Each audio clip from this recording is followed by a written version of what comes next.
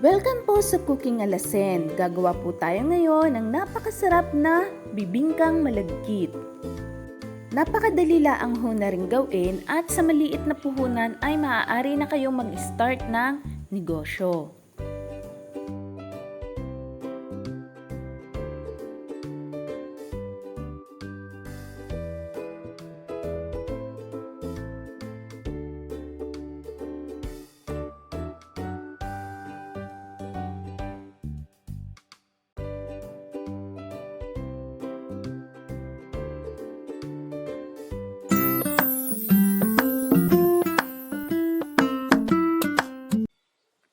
Bumili lang ho ako ng kalahating kilo ng malagkit na bigas.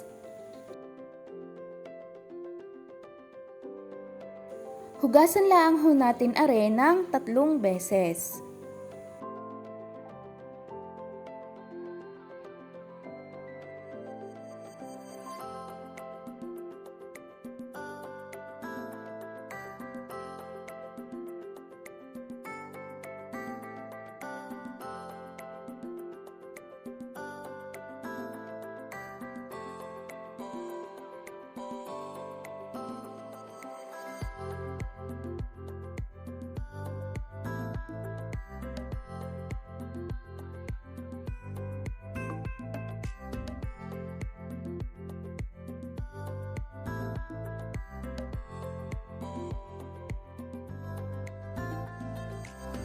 Isain laang ho natin are na parang nagluluto laang tayo ng ordinaryong bigas.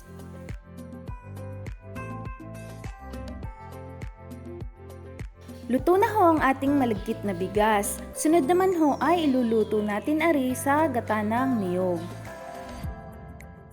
Maglagay laang ho kayo ng 1 tasa ng pangalawang gata at hihintayin laang ho natin aring kumulo.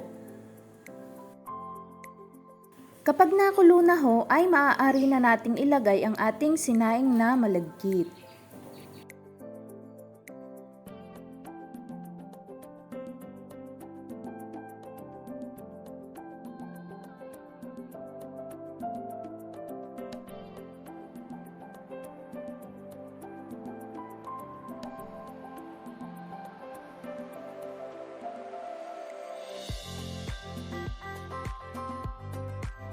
Lagyan ho natin ng 1/4 cup na asukal, brown or white sugar o kailaang hong gamitin, at karikit na asin.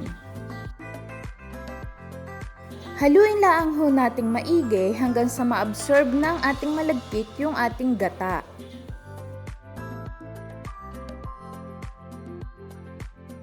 Kapag ganinin na ho ang consistency ng ating malagkit, inyo na hong papatayin ng apoy at isalin na sa isang bowl.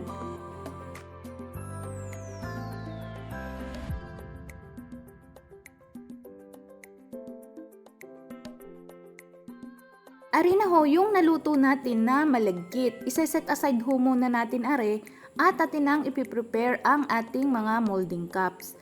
Lalagyan laang ho natin are ng oil. Atin laang hong lalahidan ng oil para ho hindi dumikit yung ating malagkit. Medium size ho are ang ating puto molder. Lagyan na ho natin ng malagkit ang bawat molding cup. Maglagay lang ho kayo ng konting space sa itaas para ho malagyan natin ng latik.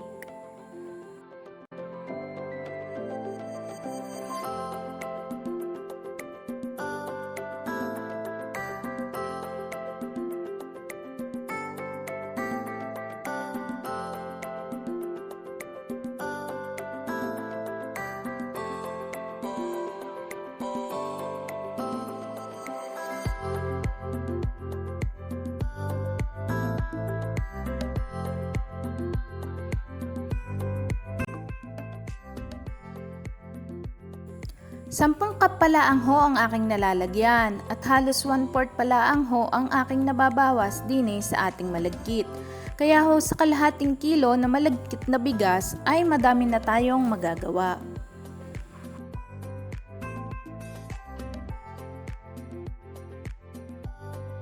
Maaari din ho kayong gumamit ng garining tab, lalo na ho kung gagawin ninyo areng pang business.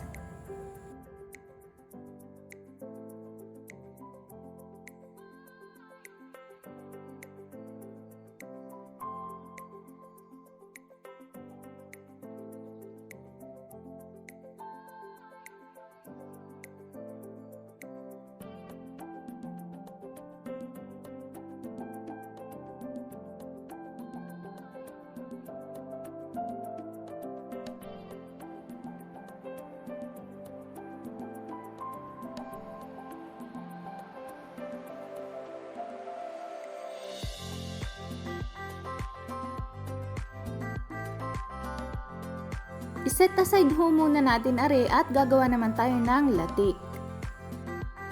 Ihanda ho muna natin ang 1/4 cup ng tubig at 1 tablespoon ng cornstarch. Iset aside ho muna natin are. Sa isang kaserola o kawali, maglagay laang ho tayo ng 1 1/2 cup ng purong gata. Atin laang ho aring pakukuluan sa medium heat. Kapag garinihong nakulo na, inyo na hong ilalagay sa low heat. Yun hong parang pang-in-in ng sinaing. At saka ho natin ilalagay ang ating asukal. Ariho ay 1 1/2 cup. Mas maganda ho kung ang gagamitin ninyo ay dark brown sugar or yung muscovado sugar. Haluin nyo laang ho hanggang sa matunaw yung ating asukal. Kapag natunaw na ho yung ating asukal, hayaan laang ho natin siyang kumulo.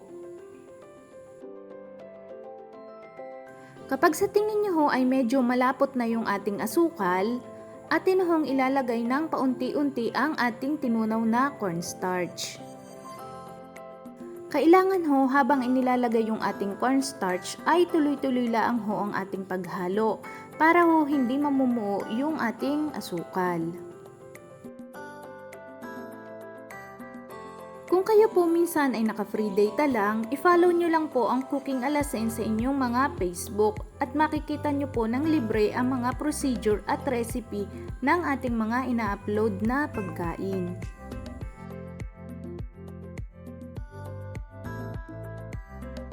Haluin lang ho natin are hanggang sa lumapot. Kapag kagarni na ho ang kanyang consistency, patayin nyo na ho ang apoy at agad nyo na hong isalin sa ating mga molding cup.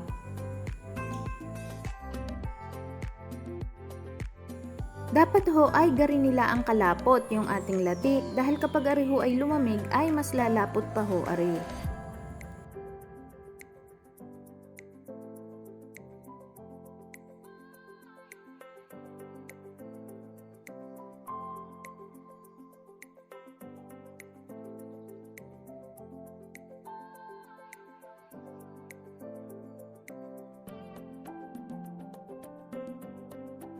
Kung bago ka lang ho dito sa ating channel, huwag niyo pong kalimutang mag-like at mag-subscribe sa Cooking Alasen at i-hit ang notification bell para updated kayo sa mga bago nating upload na recipe.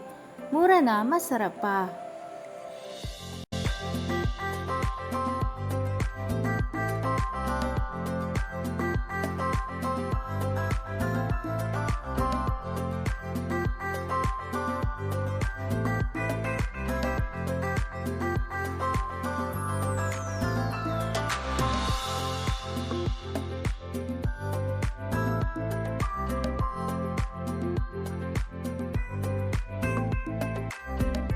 Ilalagay ko na laang ho sa description box kung magkano yung ating naging puhunan para sa ating recipe.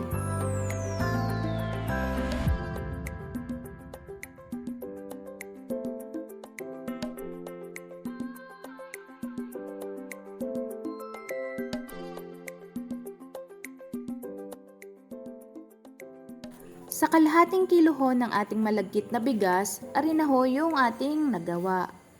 I-comment nyo lang ho sa baba kung ano ho yung inyong mga paboritong kakanin at pagkain para ho magawa natin ng mas simple na mga sangkap. Ang kagandahan ho na ring ating recipe kahit ho ari ay ilagay ninyo sa ref ay hindi ho maninigas yung ating malagkit.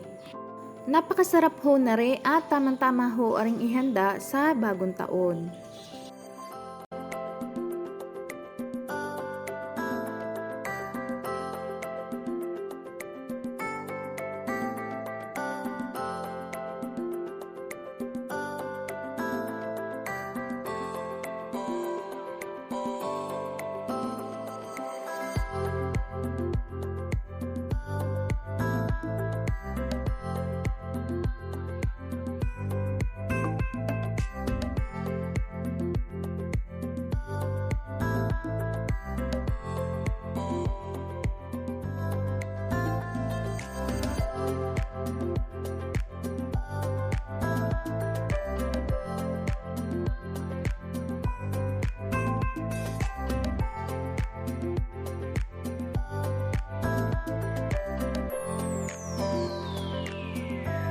For more budget-friendly recipe, i-click nyo na lang ho ang alin sa mga are.